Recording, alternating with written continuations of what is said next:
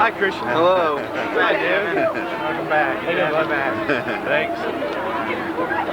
Hi. You give me a love. Oh, God.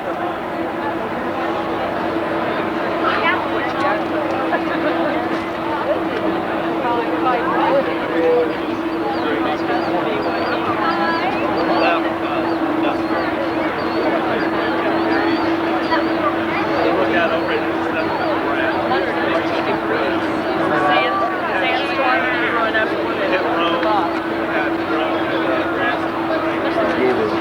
What was the degrees? The what? What was the degrees they said? 115. Oh my God. This right before they left?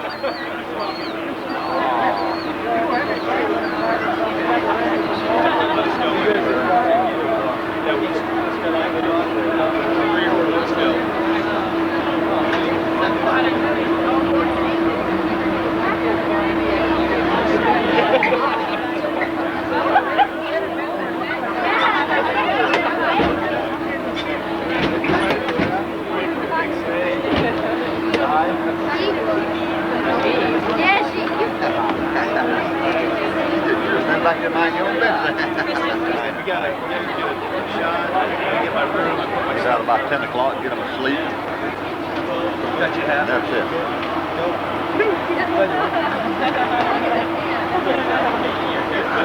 Well, we haven't had anything else to do for the last 8 days except play outside. Play volleyball. Yeah. And it's been hot for about a month.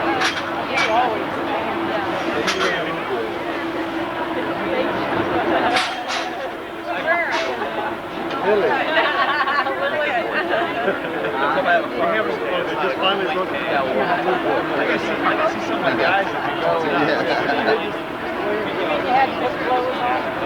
Oh, I had shorts on most of the time. Well, they said on the news that Champlain Sea's Another bus comes in, that's that. Well, you guys are again. Yeah, cool and nice. They're probably coming in. Just coming at you. Very.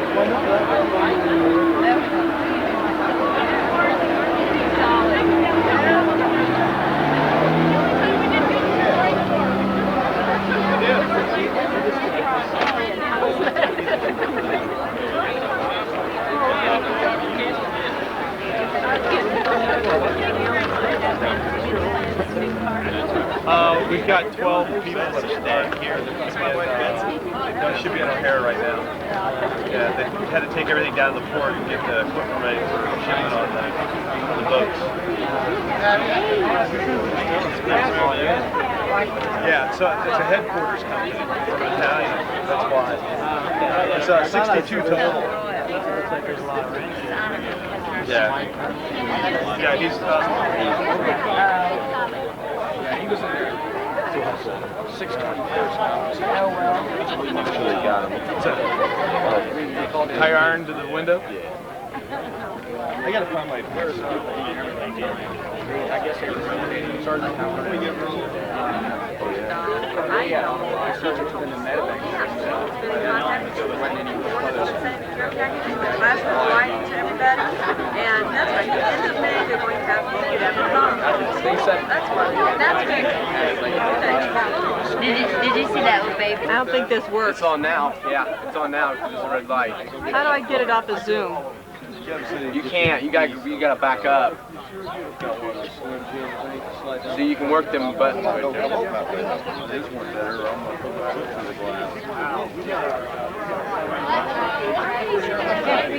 I can see it. I can see it. Oh, she did have. It's a little red right there. It's got the rounded.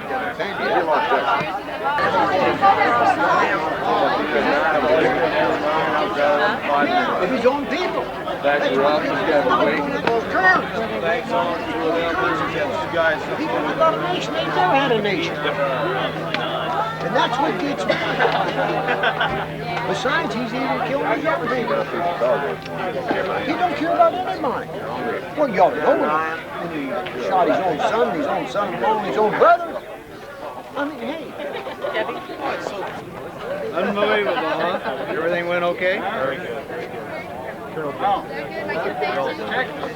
I get paid Tuesday. Well, we've been trying to keep track of you. You're saying that everything went okay.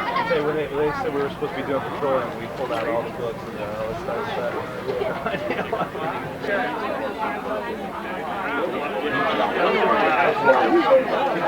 Okay. This is his wife. This is my wife, Well, and we both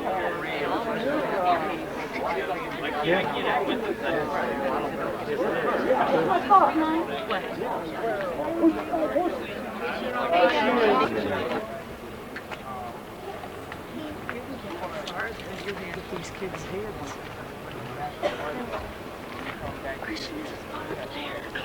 It's okay, I'm right here.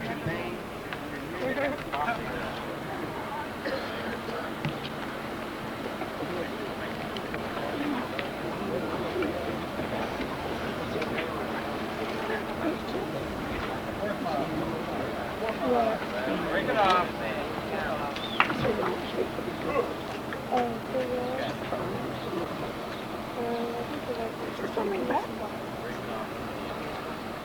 Lay off. Right. Hey. Kyle, come and lay off. Come and lay off. Forward. Hot.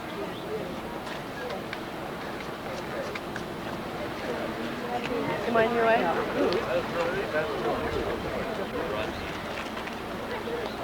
Kevin. Leg. Kevin.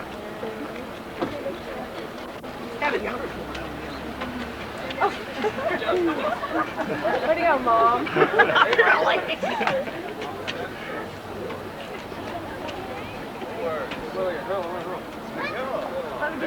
Right here, Miguel. Thank you.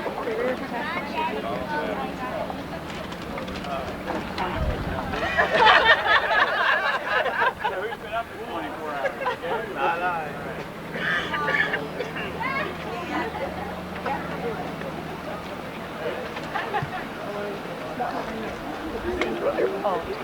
Huh? Huh? Oh, stumbling into each other. They were turning to take people were taking pictures. And she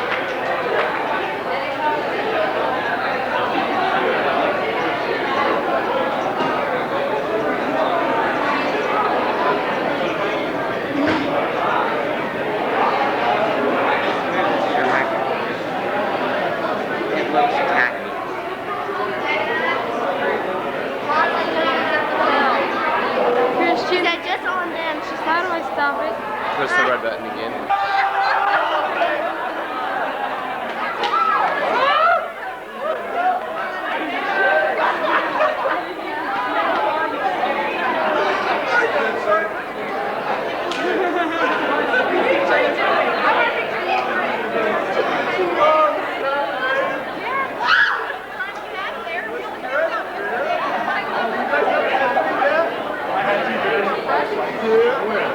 I went to sit down. You know that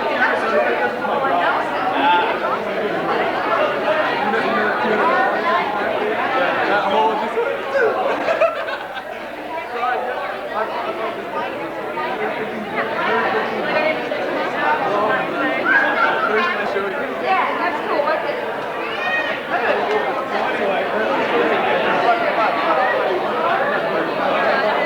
I like him better than green. I hate green.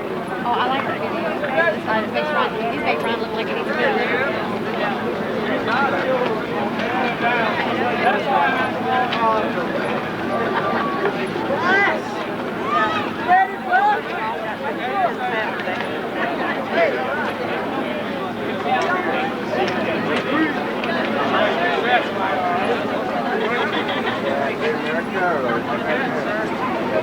Where? Is it Great American?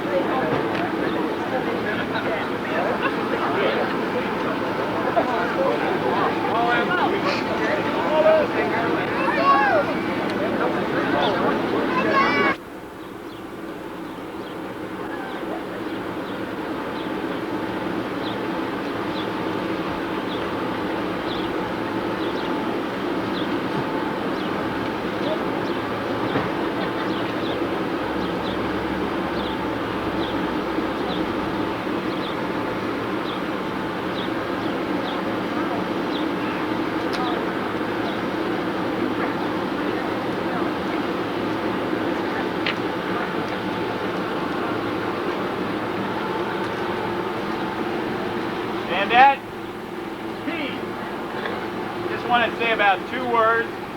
Number one, when we left back in November, there were 2 things that I wanted to make sure that we got accomplished. Number one was our mission. Number 2, that everybody get back safely. Well, we accomplished our mission. I guess I want to tell all of you here who have provided us support. People in this group did an outstanding job. The best I've ever seen.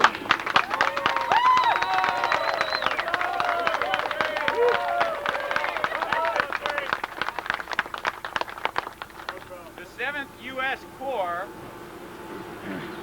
first of all, during the war, there were 3 missions. One was to screen and slow down on the left, screen and slow down enemy troops on the left. That was done by the 18th Airborne Corps. On the right, the Marines and the combined forces went into Kuwait. The job in the middle was the 7th U.S. Army Corps' job to destroy the Republican Guard. The 300th's job was to provide fuel to them so the tanks could do that job. Well, the 7th Corps destroyed the Republican Guard, and the only way they were able to do it was the people who controlled that outfit got them the fuel. That's these folks right here. They did a superb job. You ought to all feel proud of them.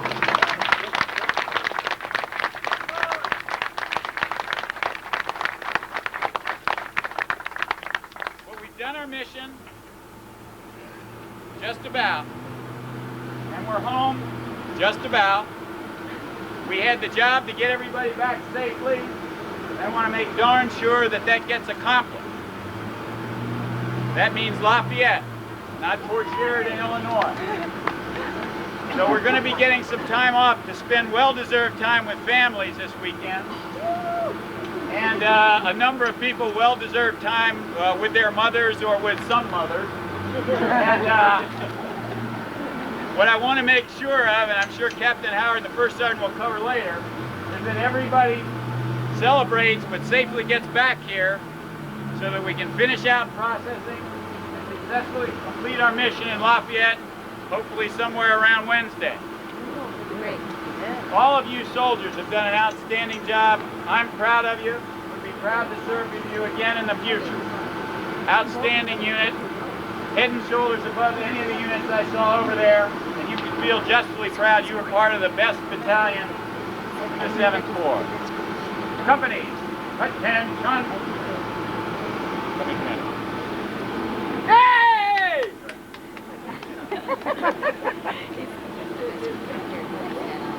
Real short, stand at ease.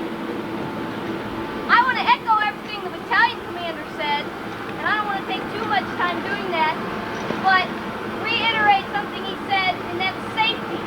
We still got to go home and come back by 0730 Monday morning, just so we can have a muster formation. And I want to emphasize anyone who plans to have a beer on the way home or a wine cooler, whatever it is you're drinking, let someone else drive, get home safely, and get back here safely, okay? I don't want any accidents or any problems from now on, okay? You did a great job. Glad you're all back. I'm glad you came back as a unit as it turned out.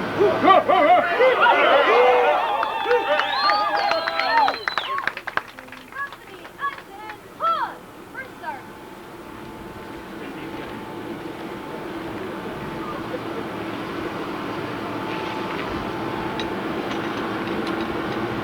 Stand at ease! As you heard, we have a muster formation at 0730. We leave here, section sergeants, take your people over to building 429. Up 2 blocks, middle of the block, turn to the right, middle of the block. Building 429 will assign room. After that, you will be released. Your baggage is there. Make sure you've got all your baggage. Get into your rooms or get it secured, and you will be released. Company, attention! Section sergeant, take charge of your sections. Move them out to the Elabilis.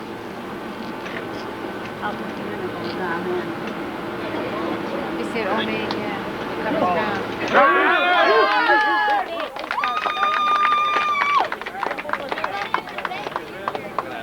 Nice short and sweet.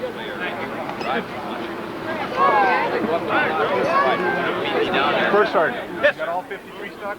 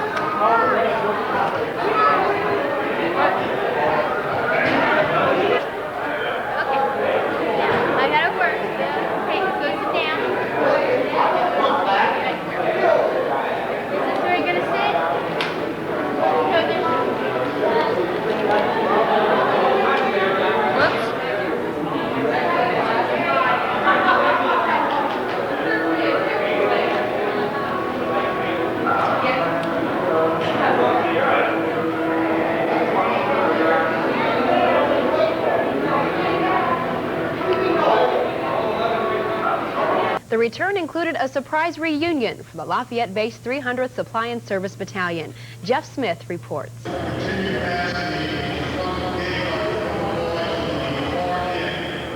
42 reservists with the 300th flew into Volk Field in western Wisconsin at 3:30 this morning.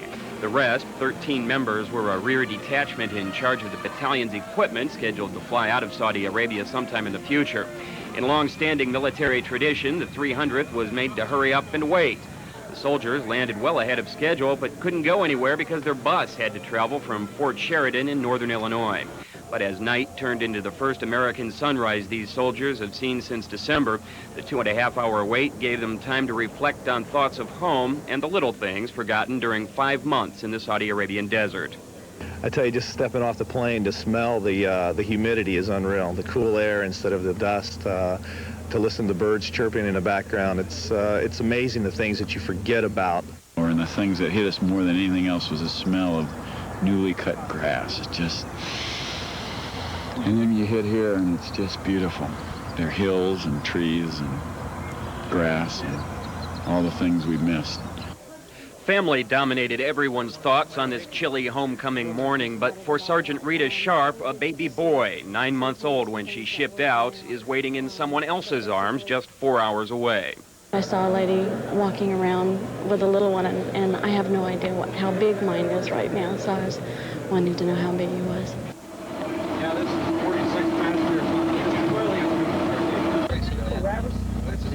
When you have a lot of time just to sit around and think, because we were, for the past 8 days sitting around at a redeployment area with absolutely nothing to do, and you can only read so much, you can only lay in the sun so much, and you just start thinking about what's back home and what you're going back to. The soldiers finally arrived at Fort Sheridan and the true meaning of homecoming.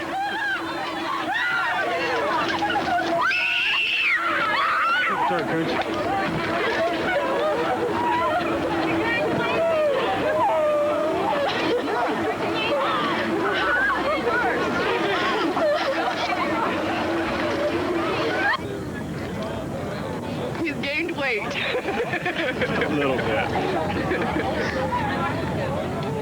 The rear detachment of the 300, those 13 soldiers left behind to tend the equipment, made a surprise arrival at Fort Sheridan just an hour later, and after more than 5 months in the Persian Gulf, the 300th Service and Supply Battalion was together again at home safely.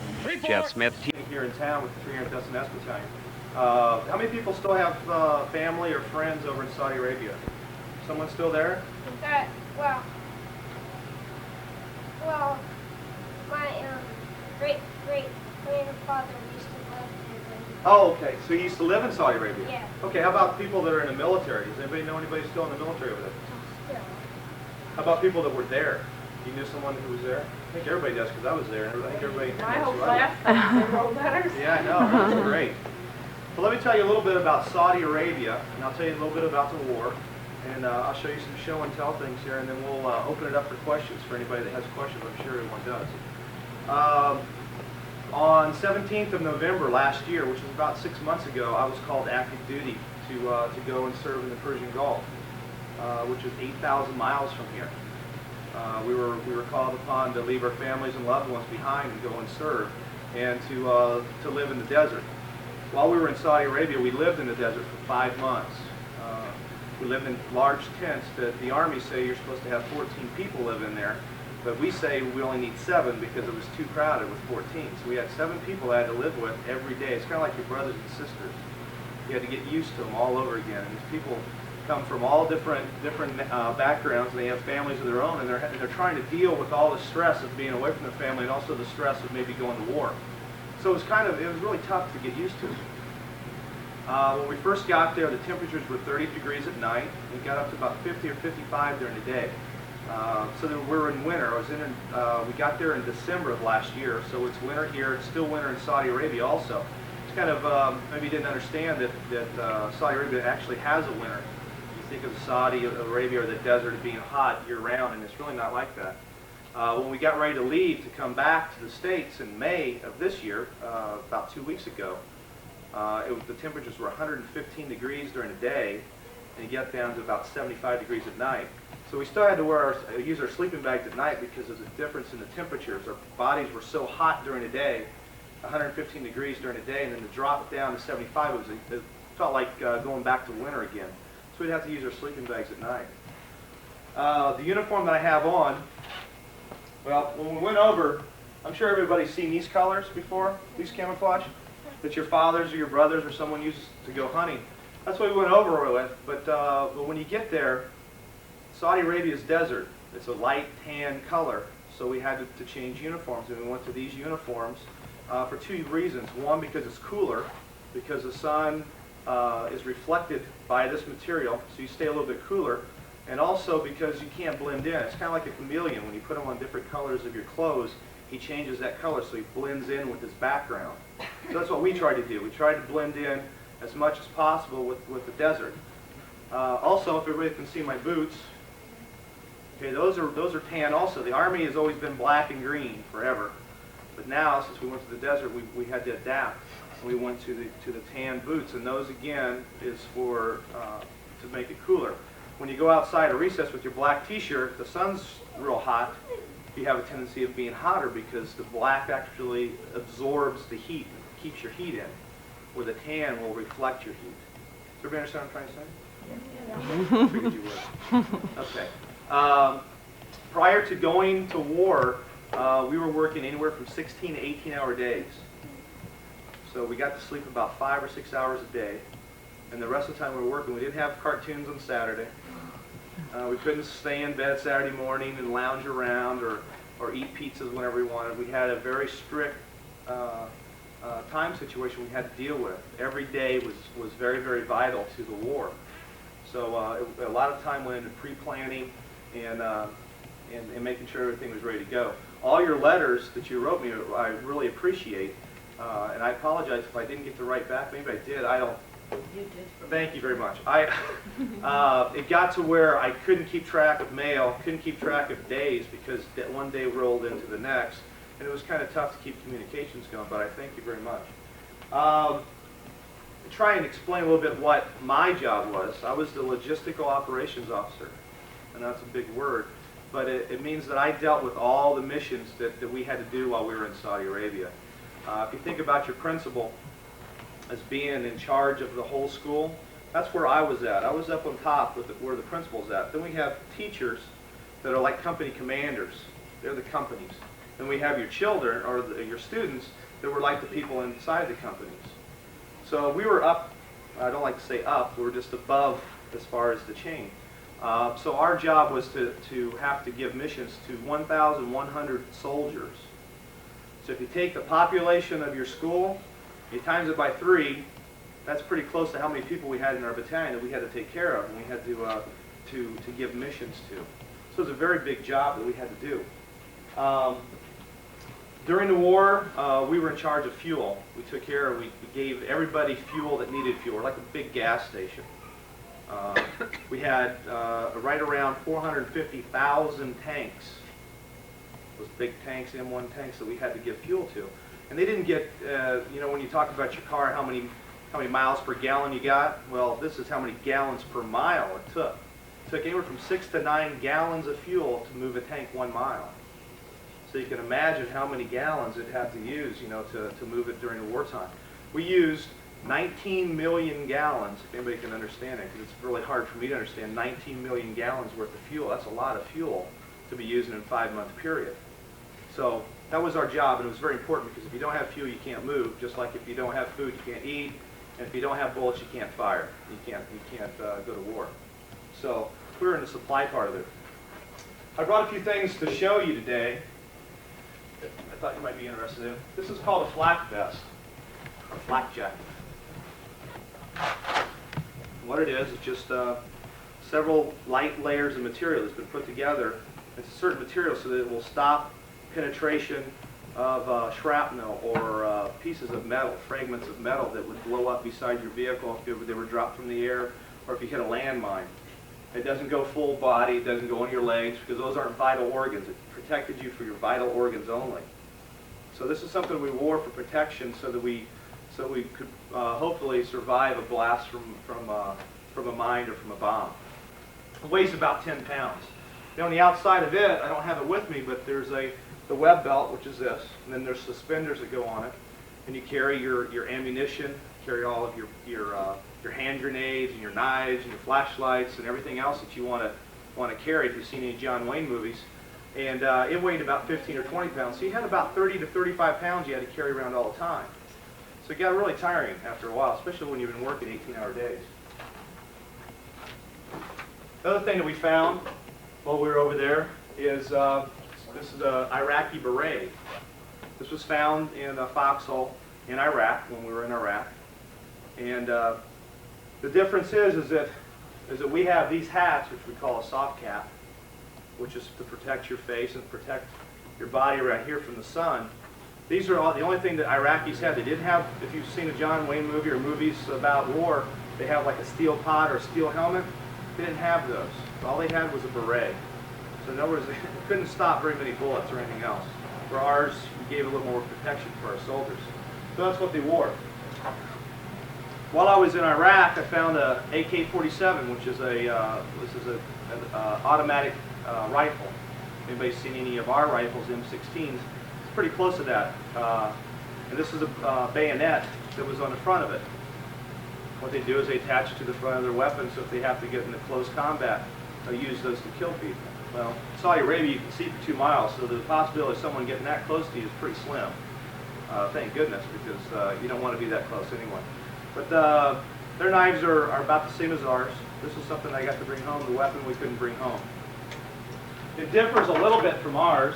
This is an American knife. It's a little bigger, a little meaner, a little sharper, all that stuff. But a little heavier, actually. And it has this little coat. It's got a little bottle opener so you can open up your Pepsis and all that stuff. Survival.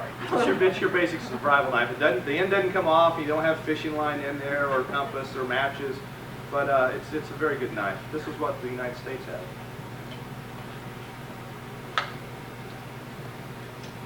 While I was there, I also, in the same, actually we found this in one of the tanks that we've blown up. What is this? Gas masks, right? You see that on TV? Everybody see it on CNN, all those great stations? Right, you probably saw more than I did, because I didn't see all this. I didn't have a TV that I could watch every day and watch TV. But a little bit of difference between ours and theirs is that they have a cylinder on the side, which is their filters that they breathe through. Ours are inside our masks. Ours last a lot longer than theirs does. Also, on ours, I wish I had mine, but it belongs to the government. I couldn't bring it with me. It's a black face mask on the front that you can talk to. It's called a voice meter, so that you can discuss between each soldier what's happening so you can talk. They couldn't talk. All I could do is breathe and take orders. They could not talk to anybody. Also on ours, we have a small tube that comes out, hooks into your canteen so you can drink. And water is very important in the desert because of the dehydration. Your body, you would perspire and you need fluids to regain all that to keep your body cool at 115 degrees during the day. So they couldn't drink. So when they're in a chemical or they're in their gas mask, they couldn't drink, they couldn't talk. So, you know, ours was a lot better than what theirs were. While we were going into Kuwait, I was in Kuwait and Iraq before the war was over. We captured 31 prisoners, and this is what they used to surrender. If you look on the front, it's like a man, and it shows different ways of bandage to put bandage on. Can everybody see that? That's what they were. Pardon me? That's what they were. This is what they surrendered with. If you look at the top, that's a United Nations symbol. So United Nations means that's the people we were with. The coalition forces was underneath the United Nations. We dropped these into Iraq, and I think for two purposes. One, so they can surrender because it's white. Because we use all green. All of our stuff was green. So we dropped white ones in there so they could surrender. And also, if they got injured, they would be able to take care of themselves. Because they weren't, because Saddam Hussein did not provide them with the stuff that they needed. So the United Nations, our people, gave these to the Iraqis. A little bit about the Iraqi people that we captured.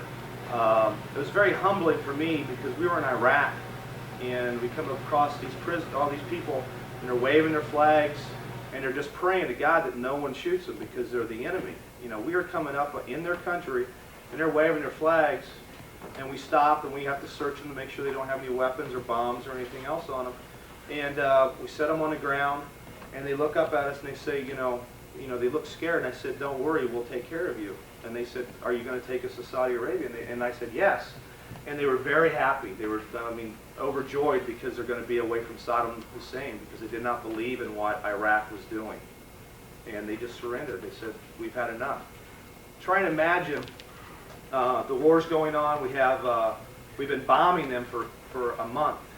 For 30 days, we've been dropping bombs on them every day. And they're sitting in their foxholes, in this little protected ground. And they've got no food, no water. They don't know how to communicate with anybody. And they're just sitting there wondering why they're doing this, or why Saddam Hussein is doing this. So it was real humbling to watch these people come and give themselves up in their own country. How many brothers and fathers have shotguns in here, or guns? I could not imagine the United States, if someone was coming from Canada you put your hands down, coming from Canada in the United States to give themselves up. I think we'd have everybody in the United States would be out to protect their land and their homeland. And these people gave themselves up because of Saddam Hussein, because he was a madman and they didn't believe in what he was doing. Could many of them speak English? There was one that could speak English, broken English, but he understood and we could communicate with him. When we went, I'll show you a couple. These are two medals that I was awarded while I was there. This is called the Bronze Star. Now, out of those 1,100 people I was talking about, if you take your school and times it by 3, that's how many people. There was only 6 people that received the Bronze Star. And I was one of the 6 people that received Bronze Star, so it was a great honor to receive this. And it was because of the missions that I was a convoy commander that would take a convoy of vehicles and I would lead them across the desert into Iraq and then into Kuwait. So it was a big responsibility for me to be able to have to lead these people, so I received the Bronze Star for that. And this one is called the Army Commendation Medal. And it was awarded to me because of the job that I did as the logistical operations officer for all the pre-planning before the war time started. Does anybody know what this is? What? Go ahead. Anybody? What? Very good. Kuwaiti flag. Did you see it on TV also? I recognize it. Okay. We've been talking about it. Good. Good. This is a Kuwaiti flag. I got this in Saudi Arabia. They made these flags. And the reason I didn't get one in Kuwait is because when Iraq came in to Kuwait, they took everything that even looked like a flag and they destroyed it. And the reason they did that is because Saddam Hussein did not want Kuwaitis to remember their homeland. They wanted them to forget all about Kuwait. They wanted them to just remember that they are Iraqis now. That Iraq has invaded your country. There is no more Kuwait. So after the war was over, I went back into Kuwait City to visit and just to see what had happened. And I saw all these children running around. They had clothes on that were made out of the same colors of their flag because they were so happy to have their homeland back. And I was talking to one of the Kuwaitis that speak English, and he had this pinned to his shirt. And I asked him, I said, you know, where can I buy one of these, or where can I get this so I can take it home with me? And he says, you can't buy it, but he took it off. He says, but I will give it to you because of the job that you have done for us, for giving us our country back. So we talked a little bit about it. It was really interesting because some of his friends, since Iraq or Saddam Hussein came in and destroyed all of this, so they wouldn't see it anymore, they said anyone that had any of the colors of the flag, they would have their fingers cut off. Just because they had a piece of cloth that looked like the flag. And the more you think about it, it's up to you as a Constitution of the United States, but think about it. These people are having their fingers cut off because they had something that they believed in, which is a flag. In the United States, we can burn it. It's not for anybody to tell you that, yeah, you can burn it or you can't. It's your constitutional right. But think about it. These people were dying or having their fingers cut off because of their flag. They believed in it. They believed in what it stood for. In the United States, they can burn it. It's something for you to think about. A couple of the other things that they gave me, 2 other individuals gave me a couple more. This is a Free Kuwait button that they gave me, and this is just a little patch that he had on his shirt. Some of the money that we found, or we actually had to buy, does anybody know who this is? Saddam Hussein. Saddam Hussein. Which country do you think this is from? Iraq. Iraq. Very good. As on the back says Central Bank of Iraq in America. It says across the back. The numbers up here looks like, what does it look like? 70 or a 10, depending on how you look at it. Actually, it's 25. Their numbers are completely different. The 0 represents a 5 in Iraq. Actually, it's not just in Iraq, it's in all the Arab countries. And then the one that looks like a 7 or a 1 is actually a 5, or excuse me, actually 2. So it's a little different, and maybe I'll give your teachers what it is, and maybe they can show you the difference in the numbers. But what's really interesting about this, and I'll show it to you when you walk up, is that in this blue area, if you hold it up to the light, you'll see Saddam Hussein's face appear.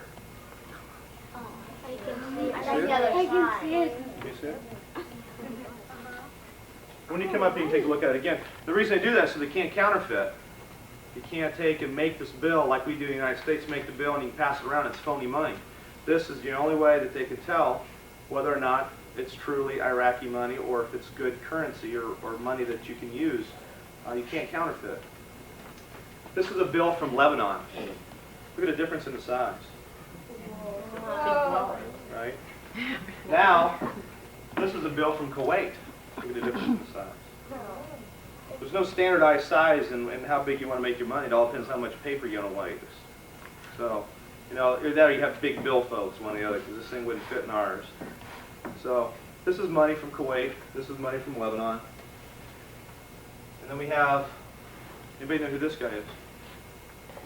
The king of Saudi Arabia. Very good. You know what his name is? That's good that you at least got that part. Does anybody know what his name is? His name's King Fahd. He is the king and ruler of Saudi Arabia. While we were in the desert, there's a lot of life in the desert. Right? Very good. Scorpions are there because I found 2 of those in my tent. They're just crawling around. Kind of scary when you wake up in the morning and see a scorpion. Anyway, I'll get questions in just a few minutes. The other things they have there, they call it kangaroo rats. I mean, they're about this big. They're mice. And you look around the desert and you don't see anything, but these little rats are around, and it's because Americans are stupid and they throw food out, and all these little critters come around. While we were there, we could only take a shower once every 7 days. Some of you may like that. But once every 7 days while you're living in the desert is not a good time. That was at the beginning. Towards the end, we got to take showers every day whenever we wanted to. What else about the desert? It actually rains in the desert. It rained for 3 weeks, almost straight. And after the rains went away and the sun came back out, the whole desert turned green, just like your grass outside. All turned green. You see all these sheep herders they call Bedouins. They're nomad. They travel anywhere they want in the countries. Even into Iraq, there are no borders. There are no fences because everything is owned by the king, and the king has everything open. So these Bedouins will travel around from food source to food source. As long as their sheep or their goats or their camels can eat, that's where they take them to. They just travel along, they set up their tents, and they live in the desert. They've been doing this for centuries, and they'll probably continue to do it for centuries. That's just the way of life. Couldn't imagine living in the desert and not seeing a movie or not hearing a radio. And water, very, very good question. The water is, they have like big 500-gallon drums that are on the back of a truck, and they go and they find a water source. There's water everywhere in the desert in these little villages and stuff, and they would fill up their tanks and then they'd go back out to the flocks. And water is very important, especially for humans and for the sheep. Every day that I was there, I drank 6 bottles of water. These bottles are like big bottles in order to keep cool. Also, I'm sure everybody's heard about MREs that we eat, meals ready to eat. It comes in a little brown plastic container. And you open it up and it has your main meal, then it has some fruit, it has candy bars and crackers and cheese or peanut butter, matches. You have seen them all, haven't you? Yes, one of the soldiers came in for a pack. Well, that's great. And we opened the bowl. Did you try it? We didn't. Nobody wanted to taste it. Oh, it's not that bad. Did you try it? I brought it in for sure in Halloween. It's very good. I still have it at home. So It's very good food. There's a couple of them I wouldn't eat, but there's like 15 different meals that you can eat. So we were eating those, and these have, if anybody knows anything about calories, or if your parents watched their weight or anything, 2,500 calories per packet. That's enough calories for a day in one meal. We'd have to walk twice around. In one meal. And when we were going through the war, I was eating 5 meals a day. And the reason that wasn't because I was hungry, it was just because I needed all the energy that I could get in order to stay awake and sustain myself during the time. We went that way for about 7 days. My driver, who is from Lafayette, who drove my vehicle for me, he and I would sing cartoon songs in the middle of the night when we're trying to stay awake. Anything. Yeah, you saw it. Yeah, high five. You see on the paper? Yeah. Oh, it was on TV also? Yeah. Oh, I didn't see that part. But yeah, that was his name's Jason Kenworthy. He's 19 years old, and he's here from Lafayette. And he was my driver during the time.